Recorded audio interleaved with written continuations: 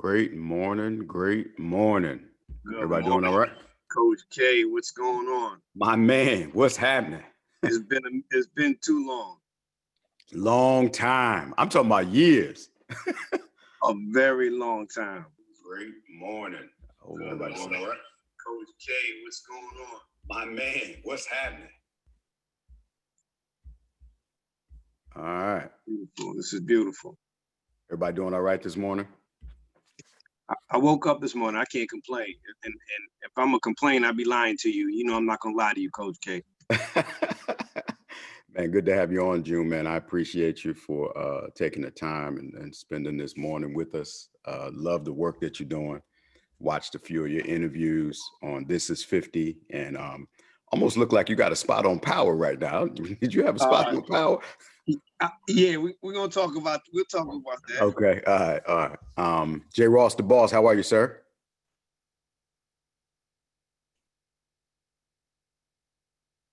Can't hear you if you're saying something, Ross. Philip Webb, how are you, sir? Great morning.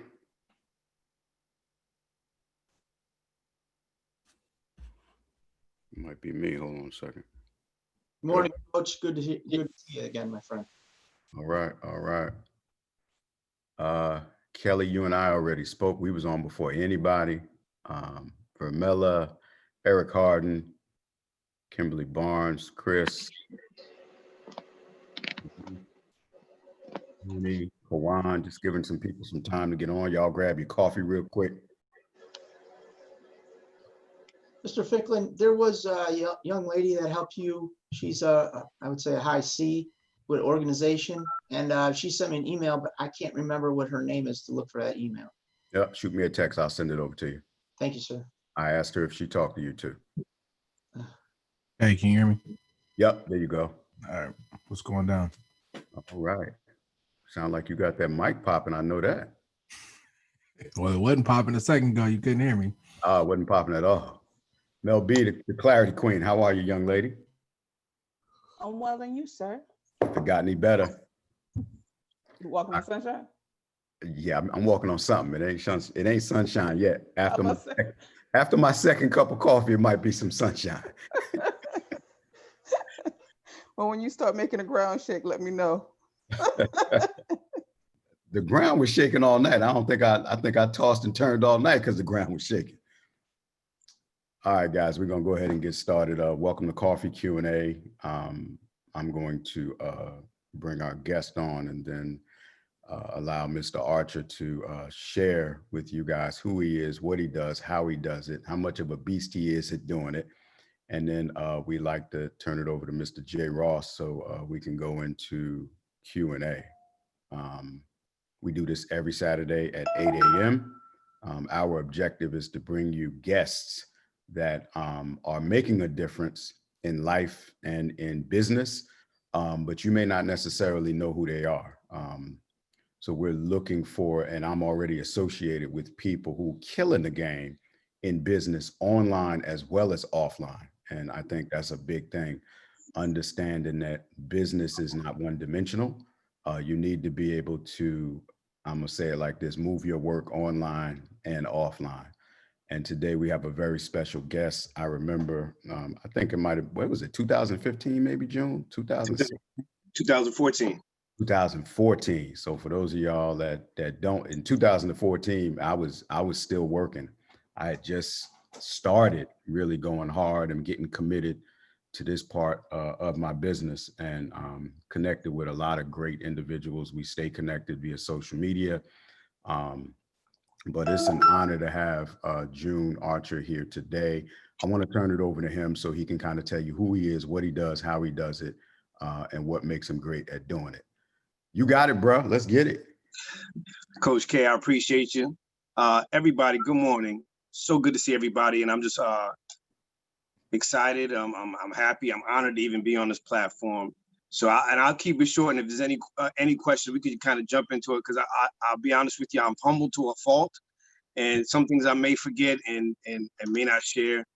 Just who I am. I'm trying to get out of that shell. So we're going to talk about that piece too, because I've been talking about this thing, which is a proverbial action that we all do and I want to bring it to light so that everyone could be blessed today.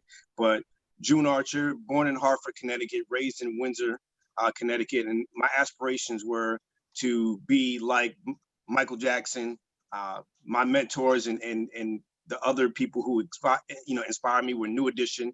So my group and I, we got together. It was five young men from Windsor and Bloomfield, Connecticut, and we created our own little group called Junior Edition, in hopes that one day we would get a record deal. But as family and friends would have it, they try to instill fear. They try to instill, that, hey, no one ever makes it from here. You guys not gonna make get a record deal. And my parents are West Indian, so for them, their focus was, we came here for you to get a good education, and everything else that you're talking about with this music thing is foolishness. So I graduated in 1989. Went ahead and got the record deal in 1995. I turned down a soccer scholarship to Long Island University. And that's when I realized I really fell in love with this music thing. And we came out with our record in 1997, top of the charts all over the country. You guys may not remember it, depending on where you were in the country at that time.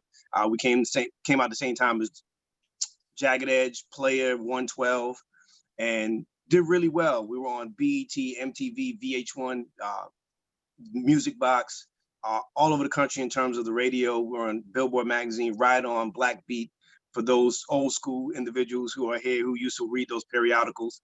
And yes, I say periodicals because people, I'm old school, Coach K. And as the classic proverbial VH1 story would have it, too much, too fast, too soon, we implode, personalities clash, and we lose the record deal. And it's at that point that I realized I will never allow one individual to dictate my success moving forward. And it was sad because this individual in the group wanted it more than anything. He loved music. He ate it, slept it, devoured it, as we all did. But the fear of success is a real thing, people. It is, when be careful what you ask for, because you just might get it. And I went on and went back into corporate America, where I started right when I graduated, when I was a struggling artist. And one day, my manager calls me into the conference room. She says, June, I just want to talk to you for a few minutes. If we could just have a moment. And in my head, I said to myself, I know we're not scheduled, Coach K, to have a one-on-one. Something's got to be wrong. And I was in death benefits at Cigna. And I said to myself, did I pay somebody too much money? Did I not pay somebody enough money? And she said, I can see your wheels turning. Just sit down. I just want to talk to you and let you know that we like you here. You're doing a great job. And then my mind starts to spin again, because I'm saying to myself, that's the speech that you get before you're fired. And she said to me, I want you to take a couple of days off, come back, and I want you to give you 2 weeks notice. And I said that, I said, what did I do? If I did something wrong, educate me so I could try to fix this thing. She says, no, you didn't do anything wrong. You just don't belong here. Your mind is here, you're doing the work, you got your head down, but you don't belong here. Your purpose is somewhere else. And it is at that moment I said to myself, wow, someone saw something in me at that moment when I was defeated, because my dream was pulled out from under me, that she poured into me by just saying, you don't belong here. You have something bigger and better for yourself. And I took the time off. I gave my 2 weeks notice. And less than a month later, I found myself as the president of the record label that I was an artist on.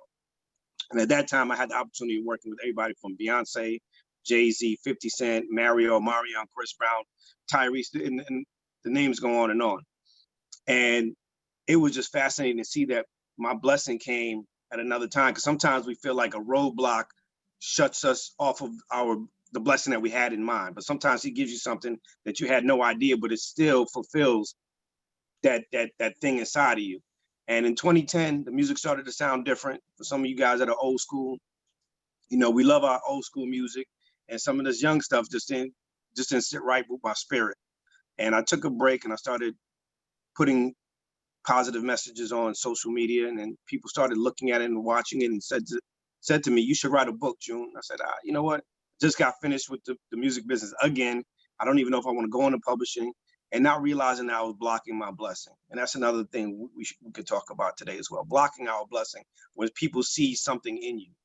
And I kept throwing it away, until one day I said, you know what, let me get him to write this book because people keep talking about it, I'm going to write it.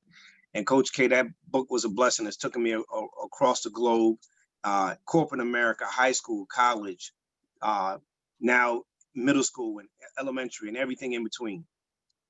And I realized that once again, your blessing that you originally had and the plan that you originally had may not be the one that comes true, but you make sure that you don't block your blessing when you have it right in front of you. So I've had the opportunity now to just get back into television and doing a lot of interviews with a lot of celebrities and notables, just sharing their stories on motivation and inspiration from their perspective so that they could be a blessing to other people who may be going through something similar, but may not find the opportunity to find their way out or don't know the steps to finding their way out. And also understanding that people are human, no matter where they are, no matter what their journey is. And I stand before you here today, you know, been doing the work. I put the 10,000 hours in 3 times over right now. And when I tell you, if you just put the work in and you put your head down, we always talk about, you know, trust the process, trust the process. The trust in the process is exactly what we all did this morning, depending on where you are in your home right now. Coach K, when you sat down in that chair, you didn't touch the chair. You didn't try to figure out if the wheels were still working or if the legs were sawed off, if one was shorter than the other. You sat down because that was faith, right? So for me, it's understanding that walk into your blessing, understand that you got to have the faith, just like you just sit down in the chair every morning. Just go for it. You have to dive in. Yeah. So, and that's where I am today. I mean, there's so many other things that I know I'm leaving out, but that is it in a nutshell. Yeah. So, but June, this is what I also want you to just go a little deeper on. And I love the backstory, and I'm with you with all that. You know, I'm an OG. I'm 52 years old, so I remember everything you're talking about. Those were our days.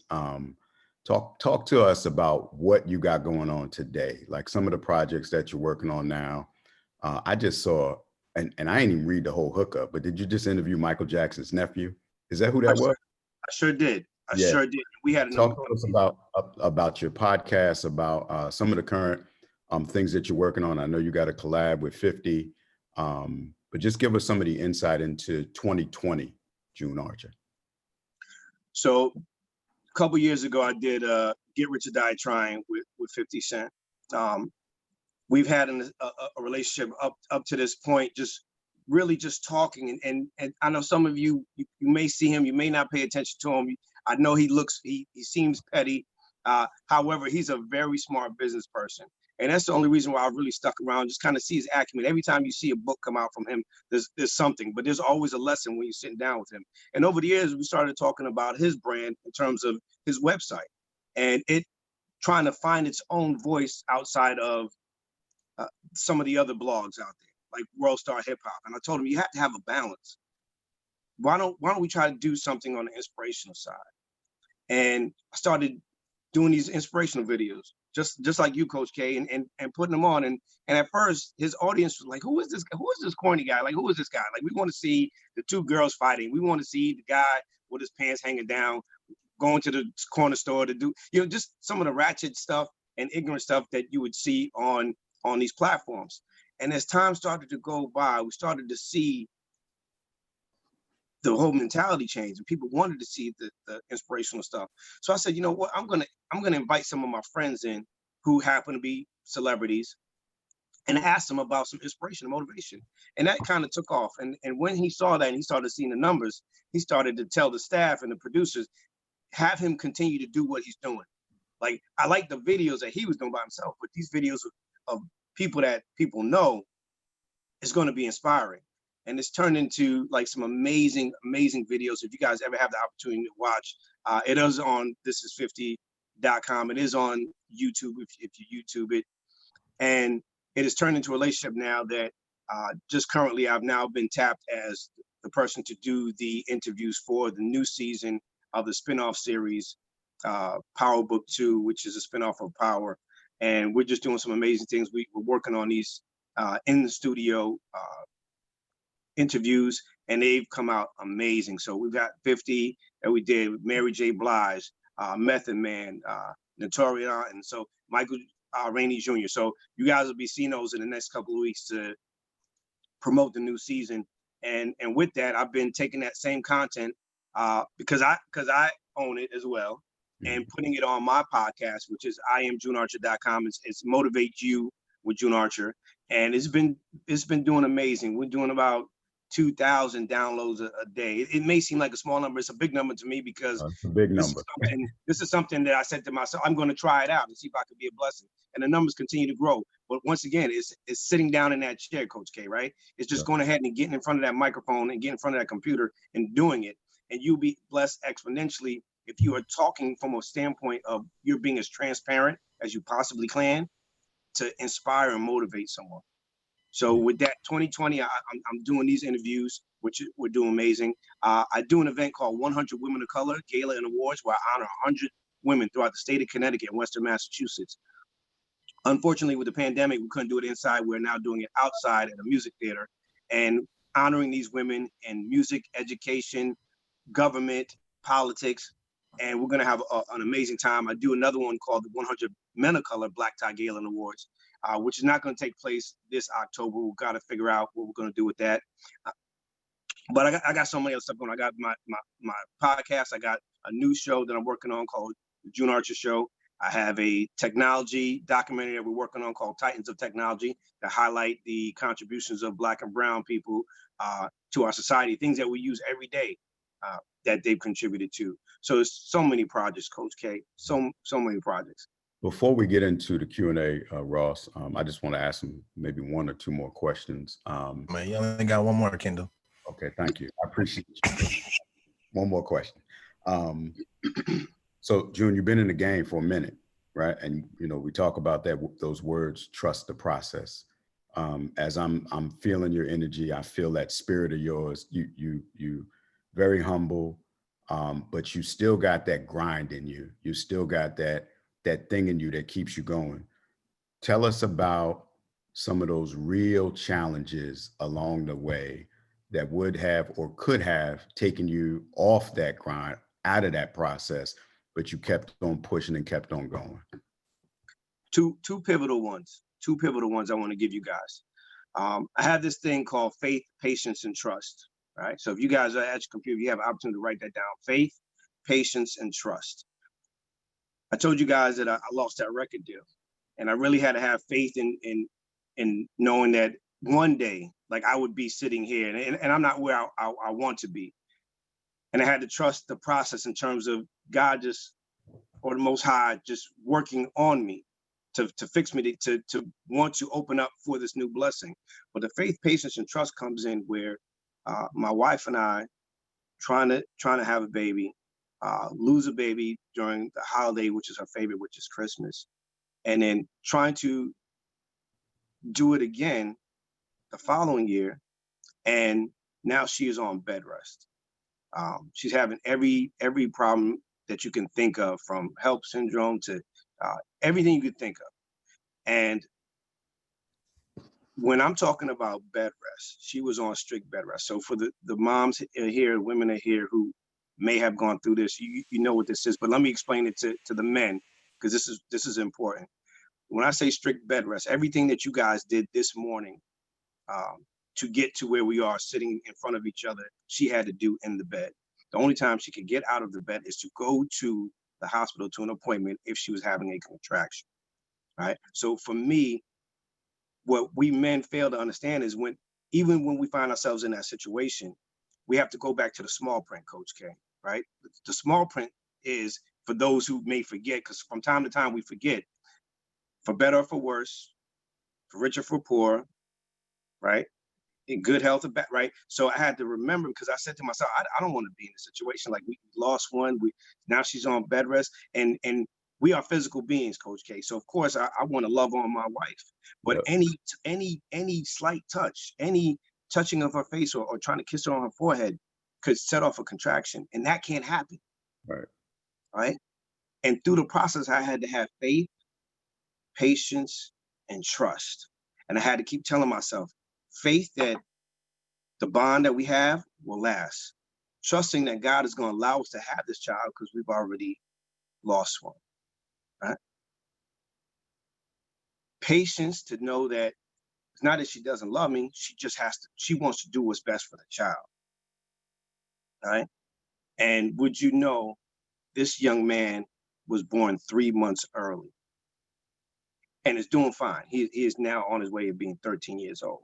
Yes. But in that process, Coach K and everybody, faith, patience, and trust got me through because I had to keep leaning on those words, Yep. right? Because it was just temporary. But if we just get to 20 weeks, if we just get to 22 weeks, if we could just get to 25 weeks, 26 weeks, 27, where we were trying to faith, patience, trust.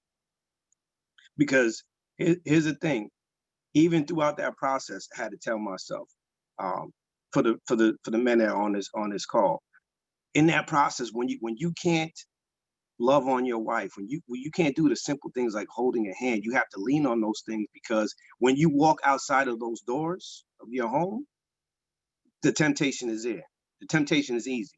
It could be the clerk at Starbucks. It doesn't matter who it is. Everything just looks good because what you desire at home is unavailable to you at the time. And I had to lean on that faith, patience, and trust. I had to lean on the small print, for better, for worse, for richer, for poor, for sickness and health, right? To get me through. And I would tell young men, bro, it's not worth it to go out there and get yourself involved in something where you may have another child, or you're out here cheating, doing what you're getting away from the small print. It's not worth it. Maybe a few moments to yourself in the shower may help you, but I promise you, if you make this mistake, it's something that you can't take back. Yeah. Right. And when you realize that process and what she's trying to go through just to have this child, and even afterwards, she doesn't want to have anything to do with me. Not that she doesn't love me, but she's trying to be a mom. And even in those moments when you're like, because men, we are physical beings. Baby, I'm not interested. Like new mom, breastfeed, everything that comes along with it.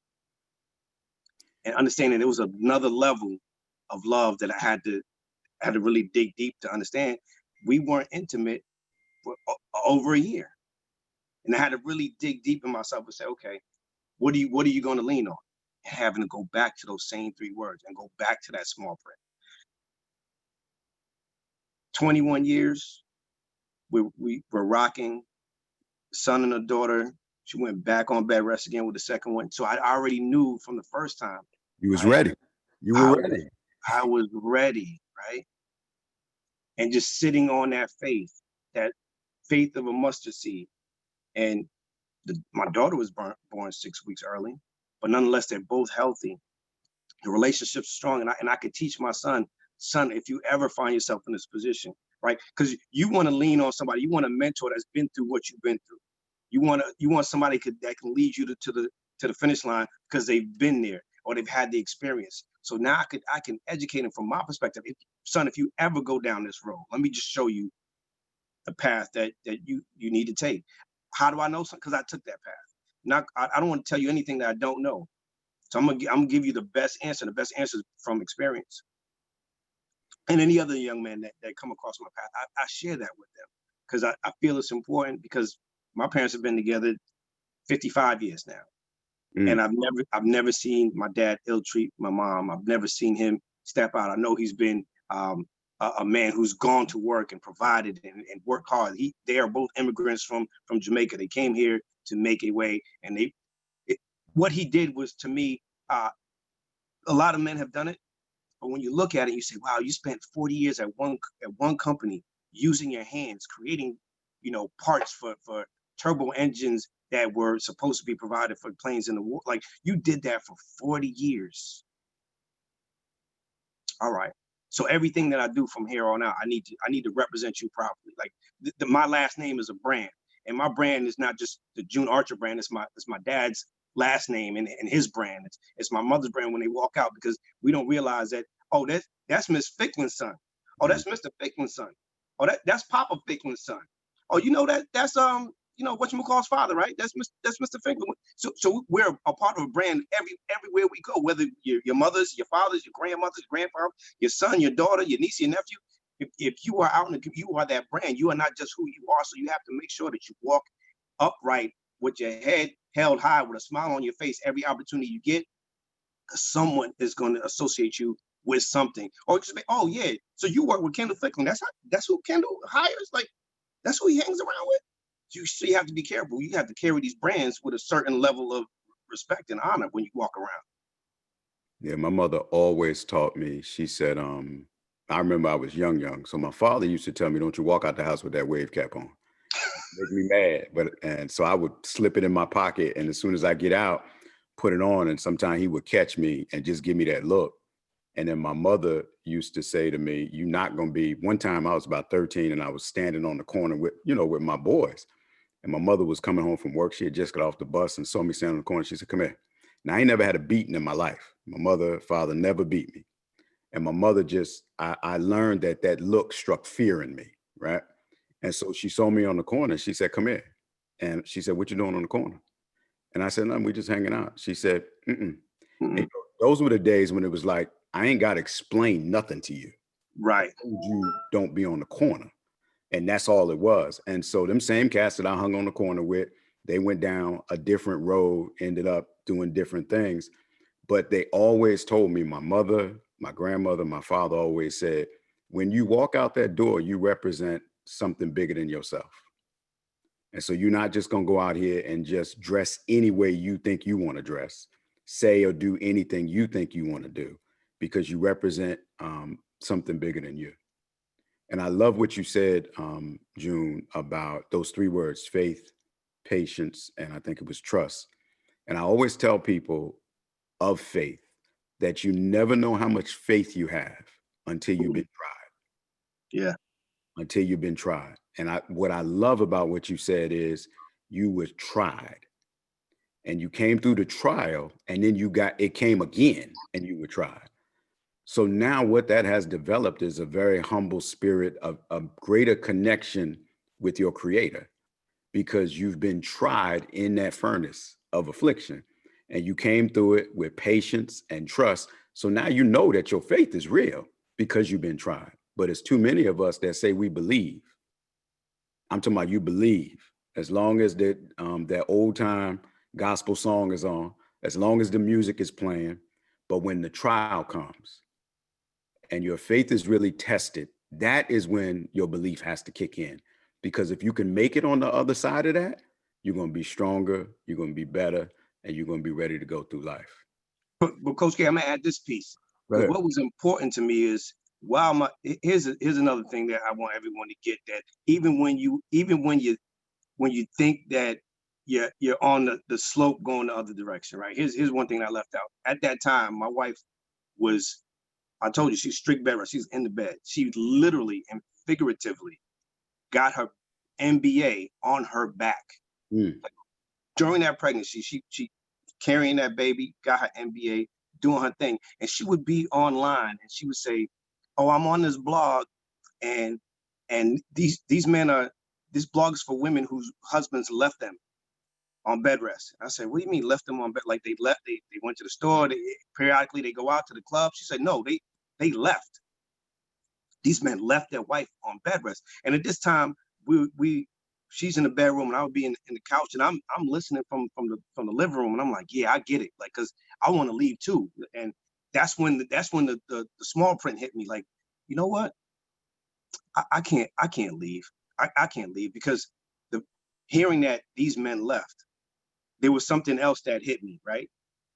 It was, if you think about the small print and you think about the mileage, right? My fear was when this child is born, especially if it was a boy, that one day in the event that we didn't work out, right? Because it looked like when they left, like there's no relationship. The child is going to be separated from the parent, like they're not going to be together, right? So that one day that he becomes a teenager and she says, June, you got to come and speak to this boy. Like this, he's got his pants hanging down. He's on the corner. He got a wave cap on. I can't talk to him.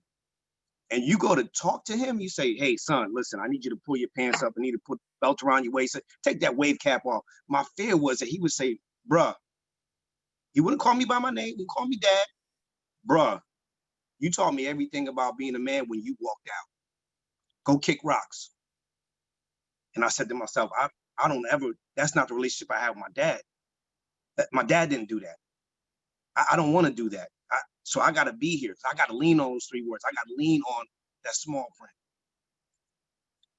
And that's another piece that got me through. Like, I didn't want to be that. That didn't look good. That, you know, when a piece of clothing don't look good on you, or a pair of shoes, you know what? I don't like the way that look. Yeah. I don't even like the way it feels. Like it just feels too tight. It's just something I don't like. Like I don't like that for me. Maybe for somebody else, you could walk out. Maybe you can't handle it. That's cool. It doesn't feel good on me. It don't look good on me. I don't think when I wear it, people gonna like how it look. Oh, really? You walked out like that?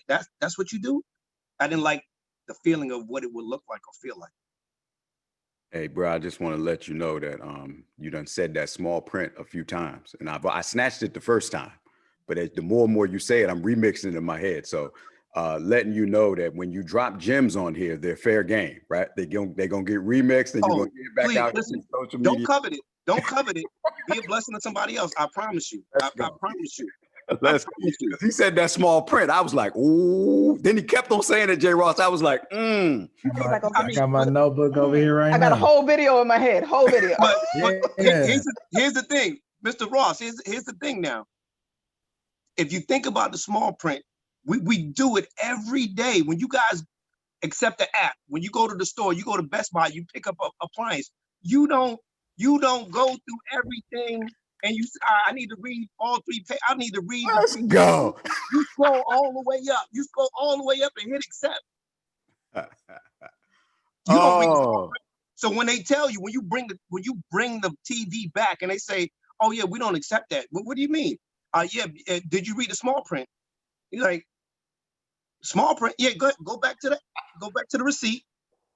Cause right. So I mean, we all know. Like I'm the receipt. Look. The receipt. We're not reading all of that. The receipt is long. You just hit accept. Stop hitting accept, and then when something comes back to you and you're faced with it, that you turn the cheek and go the other way. Never forget the small print, and the small print is right there, Coach K. Yep. Hey, For Coach better Rice. or for worse. For richer or poor. I mean, and it goes all the way down. I don't have to tell y'all. Coach Rice just dropped in the chat, thou shalt not steal gems and not quote the source. So here's what I'm going to do, and I'm going to let everybody know. So I'm not going to say the small print. I'm going to call it the fine print. And I got a keynote to do next week. I just changed the whole hookup. It's going to be Why not? It's going to be called the fine print.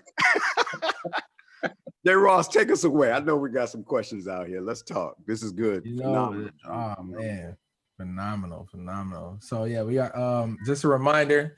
So I know everybody was just stuck in the story and they didn't forgot to throw in questions. You don't over here to bedazzled everybody.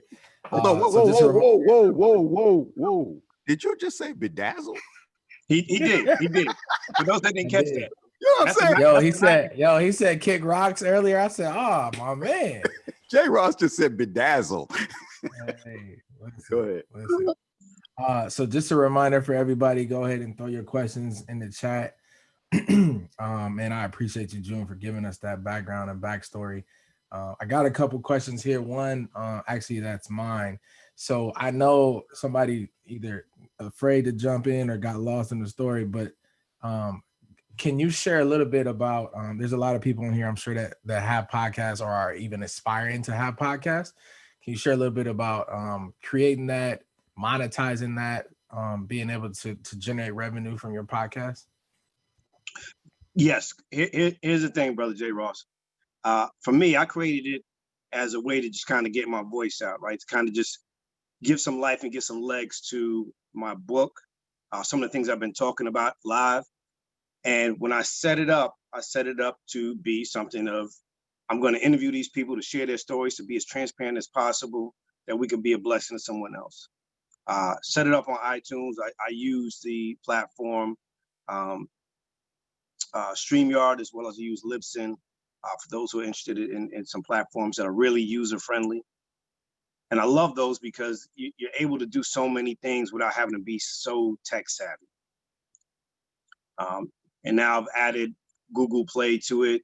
Once I post it on iTunes, it goes to Google Play, it goes to SoundCloud, and it goes to Spotify. All right. And monetizing it, J. Ross, don't want to disappoint you. I don't monetize it. And the numbers are amazing. Here's why.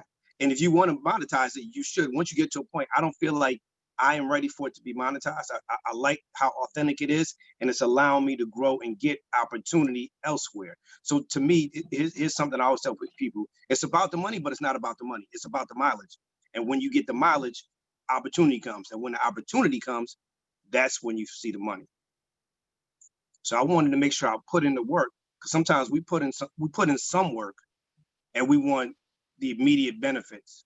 When you look at the statistics, because the statistics are on these platforms, and they're like, oh, you got 10 people in Atlanta and 5 people in New York that listen to you.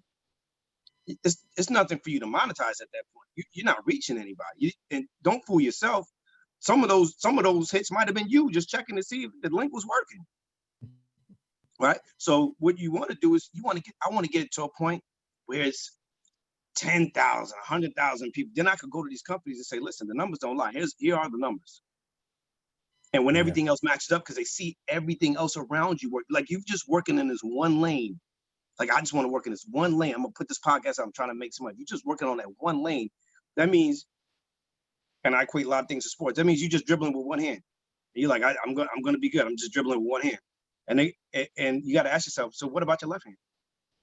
What about your jump shot? What about your free throws? You just gonna do this right here? No. So we're gonna make sure the videos go to YouTube. So when the YouTube numbers are up and the iTunes numbers are up, now you have a case. Because I'm from the music business, television business. I know it's like I've had shows on television. I know what the numbers have to look like. I know what the brand and the marketing have to look like in order for someone to be interested in investing in you, right? So if you have 10 people on YouTube, and you're like, I got 10 people every week they listen, and they say, okay, so I'm Google, and I'm gonna give you $1.2 million for you to post videos for 10 people. It's not enough eyeballs for me. I get those eyeballs just looking at the logo, like exponentially the numbers, like, so get it to a point where you find mileage. So these podcasts allow me to book speaking events of upwards of $10,000, anywhere between 5 and 10 grand, right? If I continue to do that well, and it's, oh, so what do you have online? Oh, just go right to YouTube, go right to iTunes, and they see it. Now that's how you monetize it, because you're putting the work out. Not if you just have 4 podcasts that you've done over the past 2 years. That's not putting in the work. And I looked the other day, and the number was 80. I had 85 podcasts in the past year and a half about. And I'm looking at people I want to compete with. I'm like, oh, I'm still 20 podcasts down from people I'm trying to compete with. June, you got to put in the work. So I can't even think about monetizing, because these guys are barely monetizing. And they got 100 and 120. And I'm like, here it is. I'm at 85. And I have the content. I got to start cranking this out. Or I got to get someone else on the team that, let's crank these videos out. I did 15 interviews last week alone. So that 85 could have been, I could, but I gotta put the work in. I gotta put in more work. But I can't try to compete with these guys and monetize if the numbers aren't there. And 85 is a lot. You dropped another one too, June. You said it's not about I heard it about the mileage. So that's two that I took. I just promise you. I'm just letting you know. I don't remix it and just wrote a whole sermon on it right now, just while you said it. I'm not mad at you. You even got to give me no credit. Just make sure that somebody walked out of there blessed. Give you credit 1.5 times, maybe. One time, yeah. What here's the best part though is, and that's one thing that I learned from Kendall when I first got in and got started, was to just create. And he didn't say it in that word; it was more like produce. But like you said, getting the reps up. And so we come from this motto of go get 3 more. And so it's all like, all right, I got a gig, I got an opportunity. It's like, okay, that's cool. Now go get 3 more. And then it was just go get 3 more. Right. And if you get the 3 more, I'll give you an example. Good friend of mine who we left our junior years of college together. You guys may know him. He is a Hall of Famer now, NBA, Ray Allen. And I would go hang out with Ray, we'll go to his house, we're gonna meet up at his crib, and we're gonna go bowling, or we're gonna go golfing, or we're gonna go, just hang out. And I would get there and he's shooting free throws, Jay Ross. And I'm saying to myself, bro, you said we were gonna leave at 1 o'clock. It's 1:30 now. You still trying to do these free throws. He's trying to make 100 free throws, Jay Ross. He's putting them up, right? He's getting the reps in, right?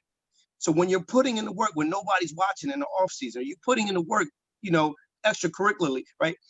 Even if people that are close to you say, man, come on, we're supposed to go bowling, man, we're supposed to go get, and you're putting in the work. When you fast forward the story, Jay Ross and Coach K, when you look at his career, and he is the #1 3-point shooter. Everybody loves Stephon, right? Steph Curry still has a ways to go before he catches up with Ray Allen. Yep. When you talk about percentages on a free throw line, the guy's like almost 80%. But to me, I wasn't surprised because I saw him put the work in. Even when nobody's looking, you put in the work in. Even before you go out and have fun, put the work in. So that's the same thing with the podcast. Just put the work in. Once you do that, the mileage will allow you to, you're a Hall of Famer because you put the numbers up. We're gonna bless you and give you some sponsorship on this podcast because your numbers are up. But when you want to prematurely, that's when you become disappointed. Because now you try to monetize, you got 10 out there, and the same 10 people listening, it's not growing, and you're trying to monetize it. And when they hit you with the, oh, sorry, you need at least, X amount of number of viewers and X amount of downloads, and you look and you leaning on that money, you like, because I've seen Coach K is making, he said he's making money, like Jay Ross is making money. How come you get disappointed because you didn't put enough work and you're looking for the immediate? And everybody's length of work is different. Everybody's mileage is going to be different. Some people may only need to put in 10,000 hours in mileage and they're good. Some people, you might come up at 5,000, but the key is to stay professional and do it even when you don't feel like it. Be consistent with that podcast every single week. Make sure that your consistency will push you through. Yes. Kristen has a list of people that we reach out to. And so we plan guests a month or 2 months out. And we do that because we want to make sure that we maintain consistency by bringing phenomenal guests on like June so that we can stay consistent, because it's amazing what you'll get done if you just stick with something long enough. Take us away, Ross. Love it. Kalila, can you come off mute? Yeah. So thank you so much for sharing. I was trying to remember the 3 things that you said you held on to get you through the process and when your wife was on bed rest. I know you said trust was one and patience was the other. Faith, patience, and trust. Okay, yes. Let's go. So my question was, did you go into the situation already built like that and relying on those 3 principles, or did you develop that just as you went through the process? And like, what was that process like the development of it? Kalila, good morning, and thank you for that question. As I said, it was faith, patience, and trust. I grew up in a household where my grandmother was Jehovah's Witness. My parents were Episcopalian. I went to a Baptist church because they wanted me to go to Sunday school. I also have friends that were 5%ers as well as friends that were Muslim. So for me, I compounded all of that to kind of get all the messages and all the gems I could from everyone, learning there's a fundamental piece that is woven through all of these religions and faiths. And I walked into it, Kalila, thinking, hey, what's the worst gonna happen? Because you never know with any pregnancy what's gonna happen. You don't know you can get HELLP syndrome. You don't know these things. You not know her liver functions are gonna start to fail. You don't know these things going in. You're thinking, wow, we're gonna get married, we're gonna have a baby, and we're gonna flourish. When we lost the first one, it was tested. Like, oh wow, like this is tough. And I thought I was tough. I'm like, babe, we're good. We're gonna be all right. These things happen. And that was a perspective I had saying to myself, God found a way to allow this to happen, because he's just saying, you know what, I didn't get it right. I am the Almighty. This wasn't going to work out the way I wanted, so I'm going to remix this thing. I'm going to give you your blessing. That we don't know what his reason was,